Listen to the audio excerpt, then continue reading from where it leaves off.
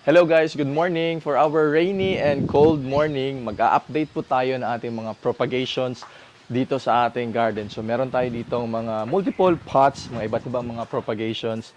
And for our video, ito yung ating i-feature guys, ang update ng ating FBX Patriciae na propagation. In the beginning of January 2026 guys, ay nag-propagate tayo ng ating FBX Patriciae. So this is one of our most beautiful na mga philodendrons dito sa ating garden guys, and this is our top cut, and currently meron na siyang 4 leaves. So na cut natin ito guys ay tatlo pa lang yung kanyang dahon, nagpakita na siya or nagpalabas na siya ng isang panibagong dahon, and sa ngayon meron na naman siyang nakadungaw dito guys, so na papalabas na, so magiging 5 leaves na ito soon. And aside from this one, meron din tayo dito mga tagwa 1 leaf na mga propagations. This is I think the most beautiful pot that we have here na ating propagation.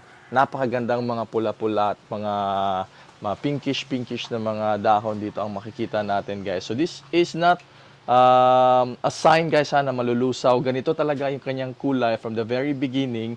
And then, ito yung kanyang update guys. So this pot here, this actually very special kasi dalawa yung kanyang shoot. So dalawang nodes po yung andito sa pot na ito. This is the first shoot. And meron tayo dito isang medyo mahaba na rin na shoot.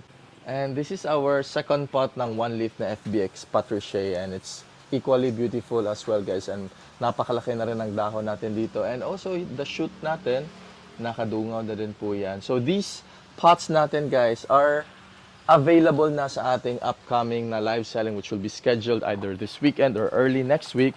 And along with that guys, meron tayong napakaraming mga budget meal na mga propagation na magiging available din sa ating susunod na live selling.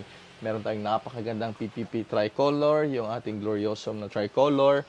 This one is very special guys kasi napakaganda talaga ng ating Fire Princess PPP tricolor. Abang-abang kayo guys kasi aside from this one, meron pa tayong ibang pots available. Mga nagagandahang mga gloriosum tricolor, gloriosum mint. So that's it guys, and kita-kits tayo sa ating upcoming na live selling this weekend.